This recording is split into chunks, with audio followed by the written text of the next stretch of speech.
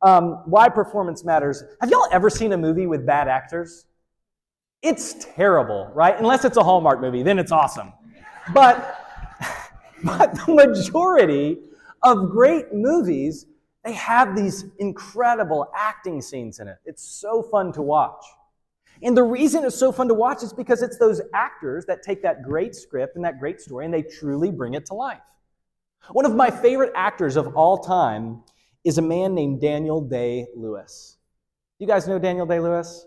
He's actually known as what could be one of the greatest actor ever to live.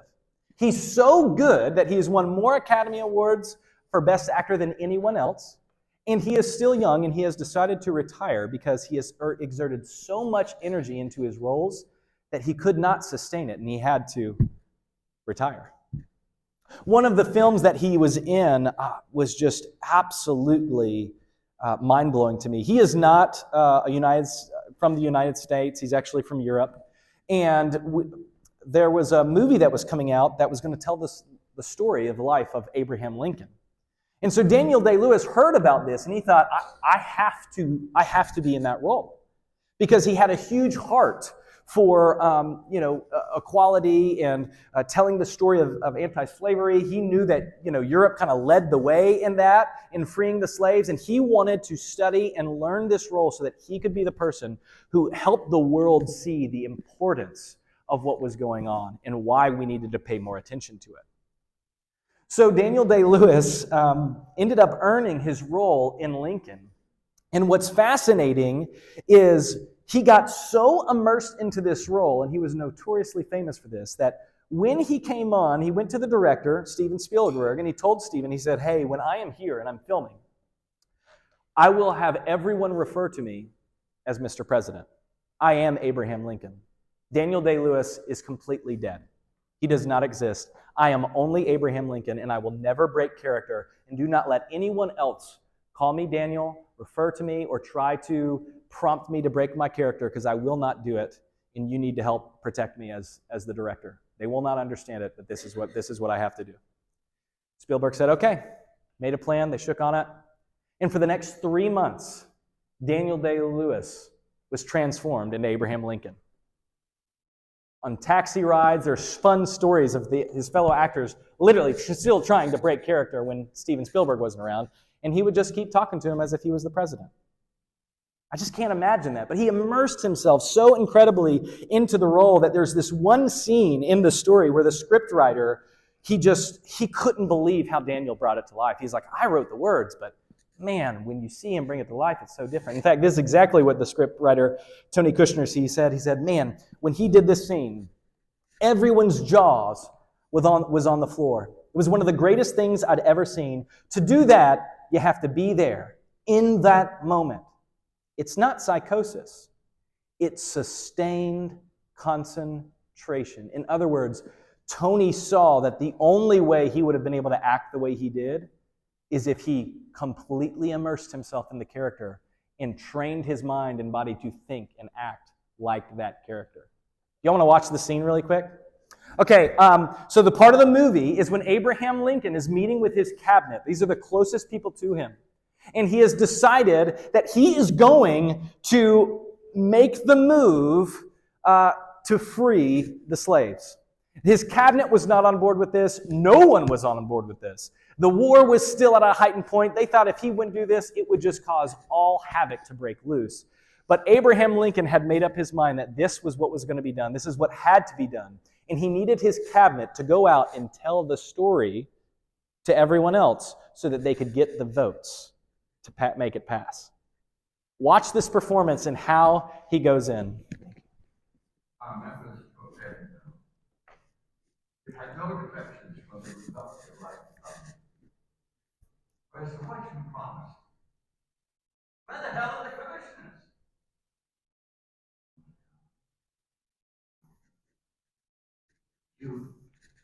You lied to me, Mr. Lincoln. You evaded my request for a denial that there is a Confederate peace offer because there is one. We are absolutely guaranteed to lose the whole thing. I don't need the goddamn abolition of that. Leave the Constitution alone. These commissioners are here today. State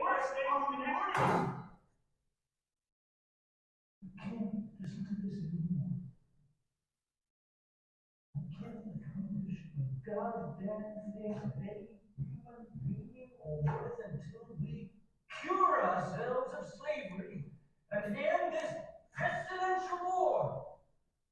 If any of you or anyone else knows it, I know I need this. This amendment is that cure. We're stepped out upon the world stage now. Now! The fate of human dignity in our hands. Blood being spilled to afford us this moment. Now! Now! Now! You grousel and heckle and dodge about like petty fucking tamming hole hucksters. See what is before you. See the here and now. That's the hardest thing. The only thing that counts. Abolishing slavery by constitutional provision settles the fate for all coming time.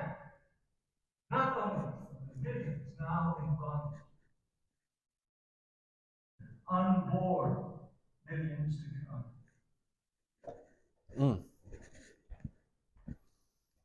It's good, isn't it? He delivers it so well that you almost feel like you're in the room right before everything happens. The only way he could do that is if he went all in. He read the books, he read the biographies, he studied, he practiced, he changed his behaviors. He had sayings that he would tell himself every morning. He learned Abraham's values and made them his own. He went all in so that he could perform. The best performers, they are invested in the story. It's not just their job. They care.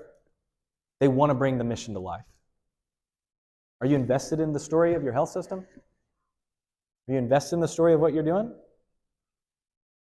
The best performers know and own their role. They do not wait for somebody to come at them with what their goals should be, what they should try to accomplish. They come up with it because they know the values of the organization. They know the story that needs to be told, and they know what they are going to need to do to perform to bring that story to life. They don't need somebody else to come at them and say, hey, here's what I need from you. They own it. The best performers memorize and know the script by heart. They are not showing up to work and going through their exam and be like, who do we need to hire again? What's going on? Right? What are we looking at this week? They know exactly what needs to be worked on every single day because they know the script inside and out.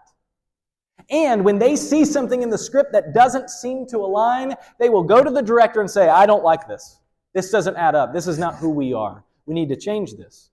Because they have the confidence and the competence, because they're completely all in and they know their character so well that they will do what is right to bring the story to life. The best performers improvise when necessary as well. We all know the line, let's see if you do anyway. It's Humphrey Bogart in Casablanca when he says, here's looking at you. Did you know Kid was completely improvised? That's not in the script at all. But what he said when they interviewed him later, after it became one of the most famous lines in history, he said, it just seemed like something the character would say. It felt natural. There are times that we're going to go off the plan. We're going to go off the script, but it's because our intuition and because we're bought in with the values, because we know what we're doing, we can execute that because we know it's right, not because of the data or the rules of the plan, but we just can feel it. One of the best pieces of advice that was given to me was by a mentor named Gary Strack. He used to be the CEO of Orlando Health System. He said, JT, when you are working for an organization, if you go all in to do everything you can to live out the company's values and make decisions that are for the best in your true beliefs, for the organization, for the story you're trying to tell, if you do that, one of three things will happen to you. Number one, you will either be wrong and you will learn something. You will either be right and you will get recognized. Or three, you will be wrong and you will get fired. And it will be the greatest thing that ever happened to you because you never want to work for an organization that doesn't truly live out its values. It's incredible advice. When I came into Jackson and Coker, do you know how many people asked me, why in the world do you speak? You're a locums guy. Why are you out here interviewing people? Why do you want to talk to me? They thought I was crazy for doing it this way. But my president and I, we click. We're on the same. We both want to make a difference. We don't want to just be an organization that says, hey, got any needs? Right? No, we want to be an organization that makes a difference. We want to change the industry. We want to help empower and become a partner. And we actually truly want to mean that. So we're changing our behaviors in order to do it and hoping that everyone else follows suit. I hope that more and more agencies start investing funds into researching how can we help you guys be better, investing funds into how do we help resource each other and make us grow. I hope that they see our explosive growth and are like, hey, we need to probably hop on the bandwagon here. That's my hope, so that we can shift the industry. But we had to change our behaviors. We had to perform. Because ultimately, it's the performance that brings the story to life at the end of the day. That's what it is. At Jackson & Coker, I love talking about being a partner because I can't wait to show what that really looks like. There's some of you in the room who've taken a chance on me. Some of you we've thrived with, and some of we've not done as well. But I'm at least able to own and be real about what we can do and can't do, right? Because that's what's in my control. Next, so what does this mean for you? I want you to ask yourself some questions. Are you all in? Are you owning your role? Are you practicing your lines? Are you focused? Are you willing to make the sacrifices to still be in this industry? Because y'all, we know it's a hard industry. It's not an easy job. But it's an important one. And some of you have been hit so hard that I wouldn't blame you if you said, you know what? Maybe I do need to make a jump. But if you are thinking about that, will you please help someone else by passing that torch, giving them those stories so that we can continue to rise this industry. So we talked about story, script, and performance. I've got the last thing, and then I'll let you go, and that's